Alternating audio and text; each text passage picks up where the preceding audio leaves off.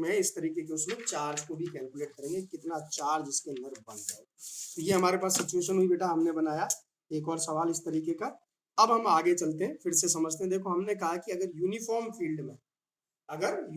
Field में मैं किसी बॉडी को रखता हूं तो जितनी लाइनें उसमें एंटर करनी है उतनी ही लाइनें लीव करती हैं। जैसे हमने कहा फॉर यूनिफॉर्म फील्ड, फिर से कह रहा हूं मैं, फॉर यूनिफॉर्म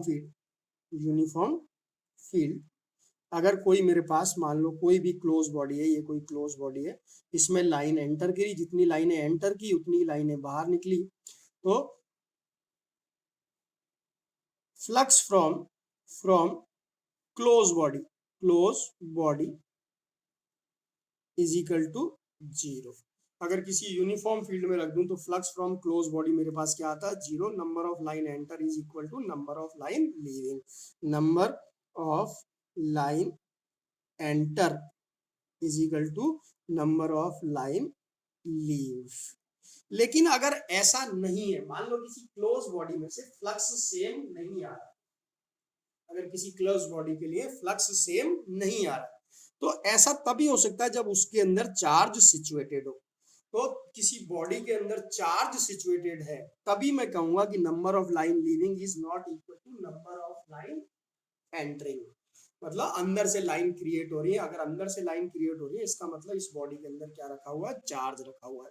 तो किसी बॉडी से, क्लोज बॉडी से एसोसिएटेड फ्लक्स हमेशा रिलेटेड होता है उसके अंदर रखे गए चार्ज से। और इस पर एक इंपॉर्टेंट लॉ दिया गॉस ने, जिसको हम कहते हैं गॉस लॉ। तो जो हमारा अगला टॉपिक है वो है गॉस लॉ, और बड़ा इंपॉर्टेंट टॉपिक है, कूलम्स लॉ पर ही बेस्ड है, लेकिन किसको रिलेट करता है, किसी क्लोज बॉडी के लिए फ्लक्स को उसके अंदर रखे गए चार्ज से रिलेट करता है। और इसके बहुत सारे एप्लीकेशंस हैं, 4-5 एप्लीकेशन जो हमारे लिए इंपॉर्टेंट है, तो ध्यान से हम सुनेंगे। गॉस लॉ हमने क्या कहा कि अगर किसी क्लोज बॉडी से फ्लक्स एसोसिएटेड है, दैट मींस उसके अंदर कोई ना कोई चार्ज रखा हुआ है, और उससे निकलने वाला फ्लक्स हमेशा डिपेंड करेगा उसमें रखे हुए चार्ज के।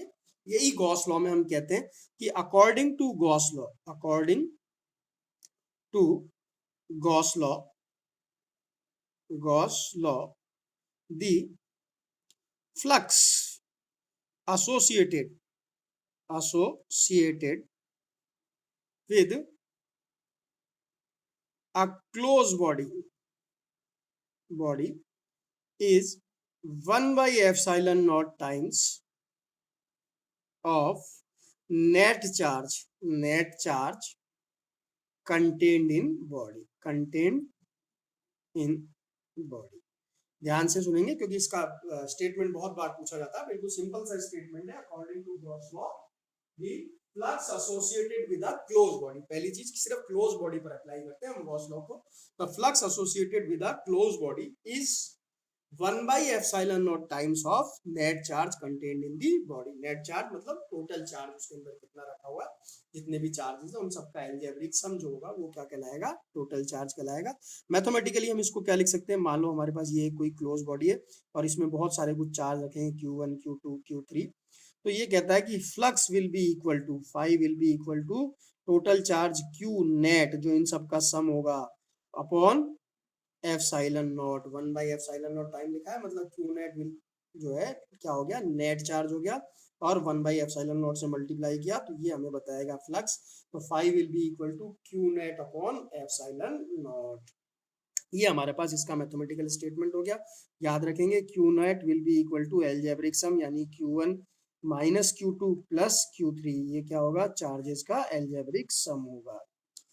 ठीक इसी तरीके से इसको अगर हम फ्लक्स की डेफिनेशन से भी रिलेट करते हैं, हमने फ्लक्स को कहा था किसी भी बॉडी पर फ्लक्स जो होता है वो क्या होता है, इलेक्ट्रिकल फील्ड का सरफेस इंटीग्रल होता है। तो इसकी कंप्लीट मैथमेटिकल फॉर्म अगर मैं लिखूं तो लिख सकता हूं phi will be equal to surface integral of E d A vector dot d A vector will be equal to Q net upon epsilon not. ये मेरी इसकी कंप्लीट मैथमेटिकल फॉर्म हो गई कि फ्लक्स को मैं जानता हूं it is surface integral of electrical field and according to Gauss law flux associated with a closed body is equal to Q not upon epsilon not. Q not is the net charge contained in the body. ये बात हुई हमारी Gauss law की basic. हम Gauss law ने कहा कि जो है कोई भी क्लोज बॉडी जो है उससे एसोसिएटेड फ्लक्स हमेशा उसमें कंटेन नेट चार्ज पर डिपेंड करता है। जब हम गॉस लॉ अप्लाई करेंगे तो हमें दो चार चीजों का ध्यान रखना है। कुछ इंपॉर्टेंट पॉइंट्स होते हैं गॉस लॉ के बारे में जो हमें ध्यान रखने हैं। पहली चीज, important points about Gauss law, about Gauss law। क्या ध्यान रखने हैं हमें इंपॉर्टेंट पॉइंट्स गॉस लॉ के बारे में, ध्यान से सुनेंगे। पहली चीज कि जो ये गॉस लॉ जिस क्लोज बॉडी पर हम लगाते हैं, हम सिर्फ क्लोज बॉडी पर लगा सकते हैं, और जिस क्लोज बॉडी पर लगाते हैं उसको हम कहा करेंगे Gaussian surface that can be real और इमेजिनरी। इमेजिनरी मतलब कोई चार्ज रखा है उसके चारों तरफ हमने एक इमेजिनरी क्लोज सरफेस मान ली, कोई स्फीयर कोई सिलेंडर, उस पर भी हम गॉस लगा सकते हैं। अगर मान लो हमने उस चार्ज को वास्तव में किसी क्लोज बॉडी में बंद कर दिया, किसी बोतल के अंदर बंद कर दिया, किसी सिलेंडर के अंदर बंद कर दिया, किसी स्फीयर के अंदर एक्चुअल में बंद कर दिया, उस पर भी हम गॉस लॉ लगा सकते हैं। तो पहली चीज, Gauss law applied on a closed surface, हमेशा किस पर लगाते हैं, closed surface called Gaussian surface, उसको हम जनरली कह लेते हैं Gaussian surface, Gaussian surface। it can be real और इमेजिनरी, कोई जरूरी नहीं है रियल ही हो, हम इमेजिनरी पे भी लगा सकते हैं, हम अपनी तरफ से भी मान सकते हैं। दूसरी चीज हमें क्या ध्यान रखना कि flux from closed body does not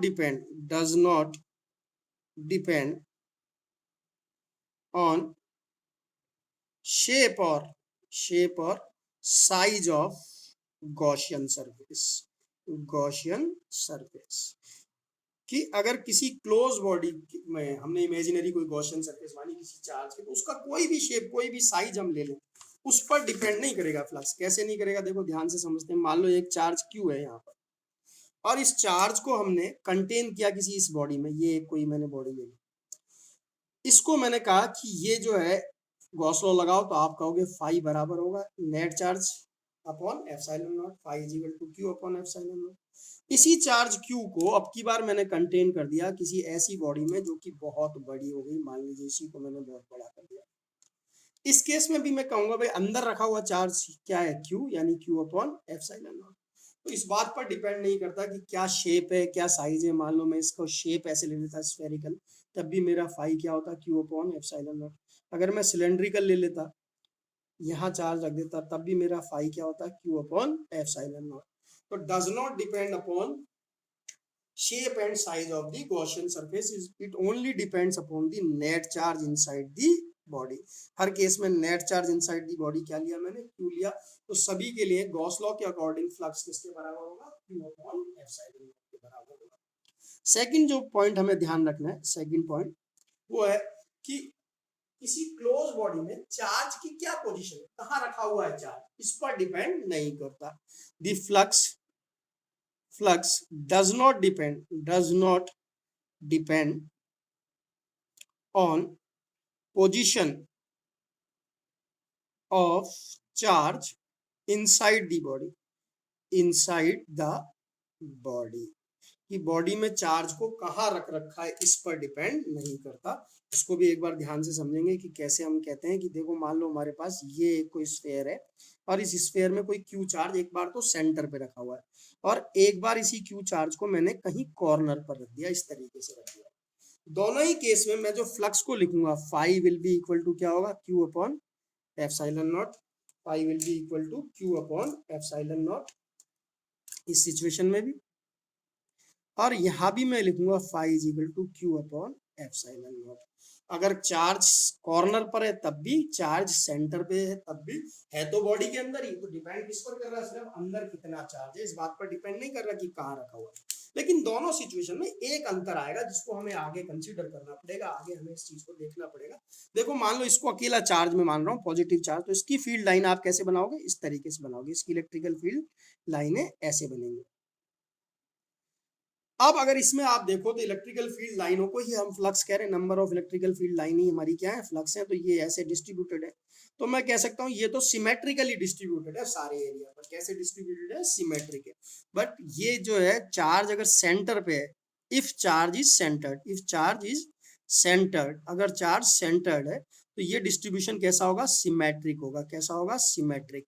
symmetric होगा मतलब यहाँ पर अगर मैंने कोई छोटा सा एरिया लिया तो उससे जितना फ्लक्स जा रहा होगा उतना ही यहाँ पर एरिया लेने पर जा रहा होगा, उतना ही यहाँ पर एरिया लेने पर जा रहा होगा। सबसे फ्लक्स क्या होगा, सेम। अगर मैंने ये 1 2 3 लिया तो मेरे लिए φ1 इजिकल टू φ2 इजिकल टू क्या होगा, φ3 होगा। लेकिन यहाँ पर अगर आप इसकी फील्ड लाइनें बनाओ दूसरे वाली सिचुएशन में, तो फील्ड लाइनें कुछ वैसी ही आप बनाओगे। भाई ये आउटवर्ड ये फील्ड लाइनें गई इस तरीके से गई, ये आपने इसकी फील्ड लाइनें बनाई। अब अगर आप देखो तो जो फील्ड लाइन है वो सिमेट्रिकली डिस्ट्रीब्यूटेड नहीं है। और अगर सिमेट्रिकली डिस्ट्रीब्यूटेड नहीं है तो यहाँ अगर आप एरिया लेते हो और यहाँ आप एरिया लेते हो, तो ये अगर मैंने मान लो φ2 लिया और ये φ1 लिया, तो φ1 will be not equal to φ2। φ1 और φ2 बराबर नहीं होंगे। Flux is not symmetrically distributed.